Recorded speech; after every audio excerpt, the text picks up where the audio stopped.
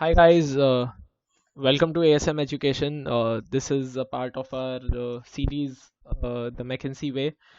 It's a consulting book, and we are discussing its chapters one by one, and going pretty deep in how the consulting business works. If you haven't seen the previous videos, please go back and watch the previous videos. This is the third chapter, and it tells about 80/20 and other rules that McKinseyites live by and how other business people should live by. So, without any further ado, let's proceed. Uh, so the 80/20 rule, it is a rule that is universally applicable to anything. So, for example, if you're a student and you're preparing for an exam, so 80% of your preparation will be done in 20% of the time. So and so and now applying it to a business, so 80% of your sales might come from 20% of your sales force, or maybe 20% of your clients, or maybe 20% of the areas in which you sell. So the 80/20 rule is one of the greatest truths of management consulting, and by extension of business. So it is the greatest truth of management consulting and the greatest truth of business. Uh, so uh, the author says, when a client asks the question, how do I boost my profits? The first thing that McKinseyites do is take a step back and ask the client, where do you think your profits come from? So that then the client will look into things and say, these are the sources from where the profits come. And this is a live example that the author has given him, that one of his clients that he worked on, he said that 80% of his sales come from 20% of the brokers, 80% of the orders came from 20% customers, 80% of trading profit came from 20% of the traders. And this, he says, will happen with most businesses, that 80% will give 20%, 20% will give 80% of the outcome. So, okay, so now how did he handle this? He discovered that our clients' three top brokers handle the 10 biggest accounts. He said, like we saw, 80% of the 80% of the sales came from 20% of the brokers. So he digged deep. He went inside and found that three top brokers handled 10 big accounts. So now you think that maybe if there were more people handling 10 big accounts, then maybe they could have generated more revenue per account. So that's what they did. By sharing these big accounts among more brokers, and by dedicating one senior and one junior broker to each of the three largest customers, we actually increase the total sales from these accounts. So this is the kind of analytics that needs to be done. So 80/20 is all about data. What are your sales figures by product? What is your margin by product? How does each member of your sales team perform in terms of sales, in terms of profits? What is the success rate of your research teams? What is the geographical distribution of your customers? Everything. When you have your data, put it on a spreadsheet or in a database, sort it in ways, play with the numbers, you will begin to see patterns, clumps that stand out. So basically the author is saying that whatever data you have, put it at a place and analyze it, scrutinize it, sort it in different ways, arrange it, filter data out. So this is the only way you will find some trend in the data. So the second thing that the author says is, don't boil the ocean. Yes, he's saying don't boil the ocean. He says work smarter and not harder. He says there's a lot of data and there's a lot of analysis that you can do, and he says ignore that. So he says that McKinsey gathers enough facts to prove or disprove a hypothesis, but he stresses on the word enough. He says that only enough facts. Anything more is a waste of time and effort, which are both the most precious commodities of a organization has. He says, don't boil the ocean means don't try to analyze everything. Be selective, figure out the priorities of what you're doing, know when you've done enough and stop. Otherwise, you will spend a lot of time and effort for very little return. So it'll be like boiling the ocean for a handful of salt. He's not saying don't put in effort. He says that after a point of time, the incremental effort will give you very little return. So just put in efforts till the point where you think you've covered all the priorities. The next point he says is, find the key drivers. So many factors affect your business, focus on the most important ones. So he may say that, the sales of a company, for example, it may depend on 100 factors, but he says that find out the 3, 4, 5 most important factors on which the sales depend, and only discuss these with the management, only put these in your recommendations. So he just gives an example of the square law of computation, and this is something that engineering guys might understand. I'm not an engineering guy, so I do not know much about this, but yeah, the crux of it is, it says that if the complexity of your problem doubles, the time it takes to solve it quadruples. Yani if the difficulty becomes twice, the time taken to solve that problem becomes 4 times, unless you make some simplification. So then he goes about giving the example of how, uh, astronomers ignore the gravitational forces of other planets when determining planetary motions. So the crux is focusing on the key drivers means drilling down to the core of the problem and then apply your fact-based analysis that we've been talking about since such a long time in the previous videos. Yeah, you have to watch the previous videos to know that. Then comes the elevator test. This is by far the most, I think, till now, till this part of the book, I think this is the most important outcome. If you're working in an organization and you're reporting to someone else, or maybe as a consultant you want to report to your senior or to your client, the output that you give should be crystal clear and small, and then you can explain the output through all the data that you have. So here what he speaks about is know your solution so thoroughly that you can explain it clearly and precisely to your client in 30 seconds. If you can do that, then you understand what you're doing well enough to sell your solution. So for example, there's this big end of engagement presentation that you are doing, and the CEO, the CFO, all these guys are sitting over there. But suddenly the CEO says, okay, there's an emergency, I need to go. Come with me in the elevator and explain the problem to me in 30 seconds. Will you be able to explain the entire problem in 30 seconds? If yes, then what you've been doing is successful. And a lot of companies use this elevator test because it is an excellent way of making sure that their executives get their time used efficiently.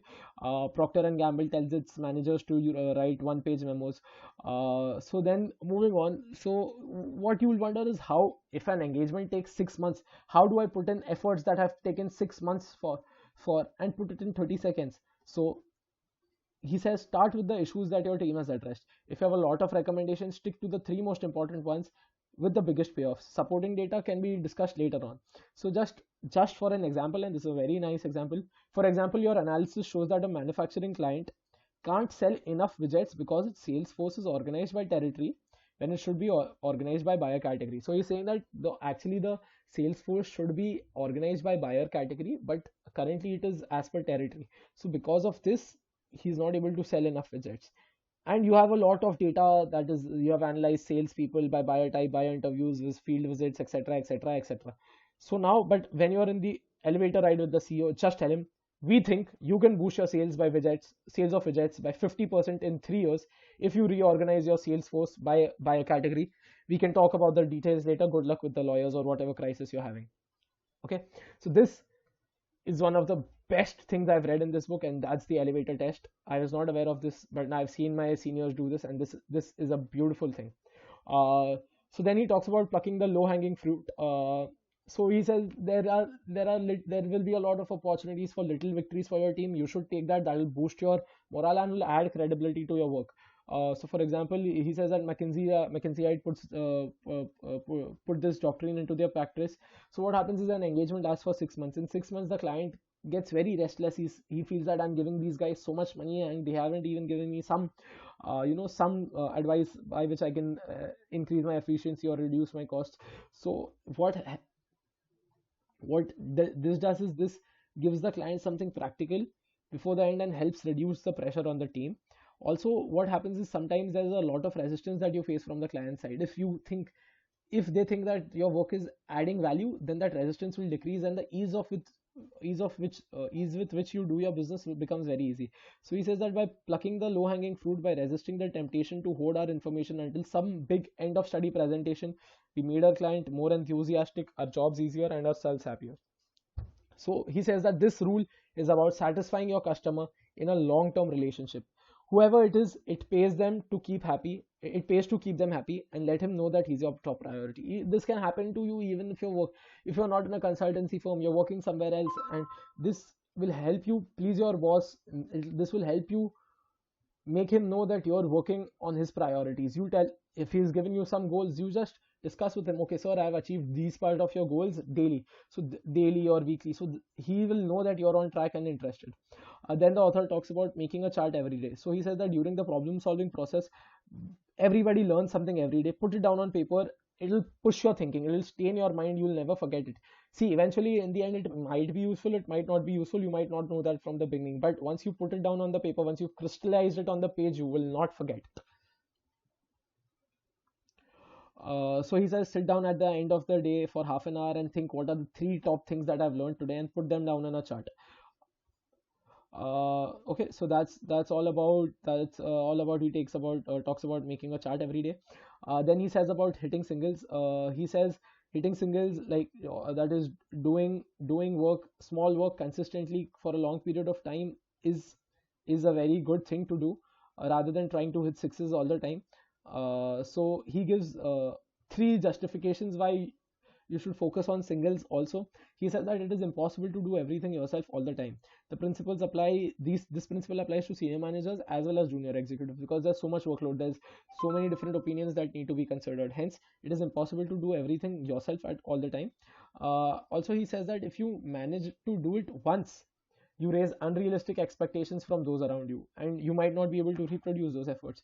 And then he says that once you fail to meet these expectations, it is very difficult to regain your credibility. He says that at McKinsey, it is said that you are only as good as your last study. If you have one bad engagement, all your hard work before that doesn't matter. EMs will not want you on their teams, and you'll have to pack your bags and send your CV somewhere else.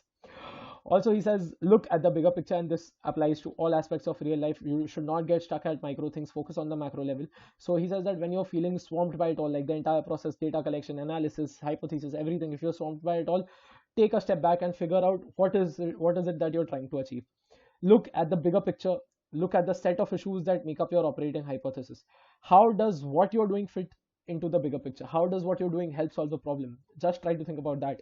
A particular analysis may be intellectually correct. It may be very interesting to read some things and find new facts, collect new data, but does it bring you closer to a solution? If not, then it is a waste of time, effort, and resources, and you should not do that. Figure out your priorities. That is very important. So, as one former McKinsey said, perhaps the most valuable thing I learned during my time at the firm was to think about the bigger picture and ask myself, does what I'm doing really matter? And once you do that, your efficiency will increase multifold. Then the author says, just say I don't know. He says that the firm from the beginning instills in you an attitude of honesty and professional integrity. He says that an important aspect of professional integrity is honesty, and that should be with your clients, with your team, and with yourself. He says that honesty includes recognizing that you do not have a clue. Do not try to bluff your way out. Just try to say that I don't know. That is simple. Okay, so just terminology in the firm, the engagement director is also called the partner. He's in charge of a study, and most EDs have several studies at one time. EDs have an equity stake in the firm. Okay, so EDs are basically your partners.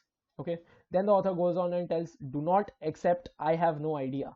If you ask people, he says that if you ask a person about a if you ask a question to a person about his business, he might say I have no idea.